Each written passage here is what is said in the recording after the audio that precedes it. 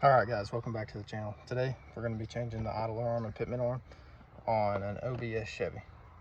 So let's get into it. Alright, first off you're going to want to get off the front, and I've already done some of this. Alright, you'll have a bolt here. This is a 4-wheel drive, by the way. You'll have a bolt here, one there, and one over here, right there. And once you take that panel off, then it'll be open here. I also came right back here, and this one's for the pitman arm. This one over here is for the idler arm. I am doing them one at a time. Once you get that done, you can pop the hood in and come up here. You'll take both power steering lines off. I'm about to turn the wheel straight to where that bolt's sticking up, or kind of out. We're going to take that out. Then once we do that, you got 3 bolts here, one there, and I believe there's one up under there a little bit. But we'll take those 3 out, and then we'll pull this power steering gearbox up. I believe it comes out the top, but it might go out the bottom. I haven't done this in a little while. And I'll bring y'all back once I have these bolts out. But let's get into it. All right guys, so we ran into our first issue. Let me swap the camera and I'll show y'all. So this is a 1500. On the 2500s, I don't believe you have this problem. I've done them on there, but I had to bend this up because I wasn't taking the center wheel well out to get to that first bolt there.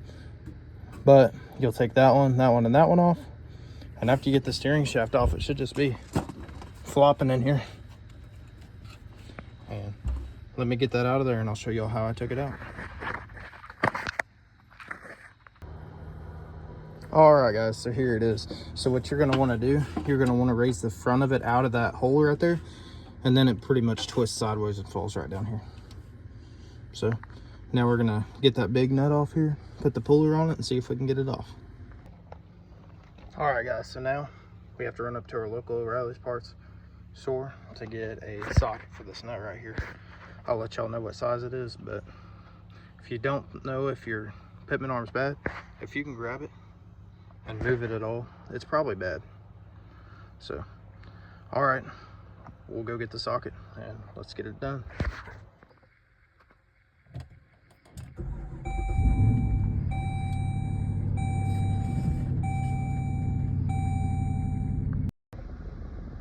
All right guys, so I already went to O'Reilly's. If you don't have the 34mm socket, it's a 67040 through O'Reilly's. And if you need the pitman arm puller or the idle arm pullers or any of those, you can also rent those from O'Reilly's. This one was 25 bucks. And if you bring it back within 24 hours, you can get your full money back. All right guys, so we got that other one off, and here's the new one. And if you look, it's gonna go on the same way that other one came off, which it was about like this. And you're not gonna put a socket on here and hit this with a hammer. I know, pretty self-explanatory, but trust me, y'all are learning from experience. Okay, so I've done it.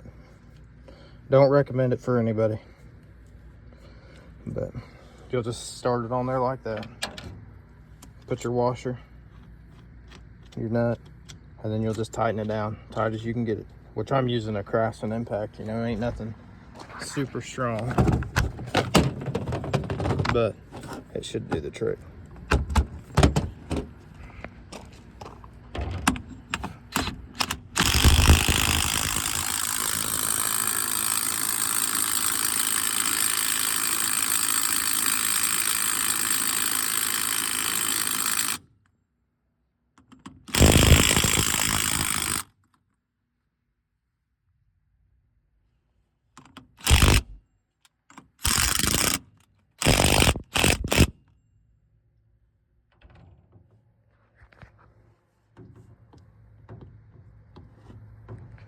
And just like that. All right guys, so I finished the truck. It wasn't on video. I'm gonna show y'all here real quick. I forgot where I left off. It's a couple hours later. I've already drove the truck. But when you go to put it back in, Hold on, let me switch the camera. When you go to put it back in, you're gonna wanna feed it up to the same hole it came through, and make sure you bolt the pitman arm to the steering first.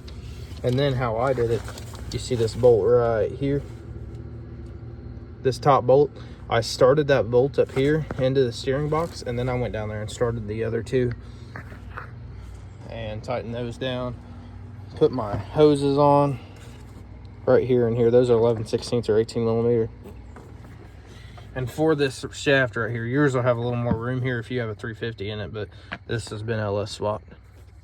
So I just grabbed this shaft and fucking wiggled it real hard, and I got it down on there and tightened the bolts up. So hope this helps. And there will be more videos on this truck coming soon. I gotta pull the whole dash out and change out the heater box. But for now, here she is. Thank y'all for watching. Subscribe.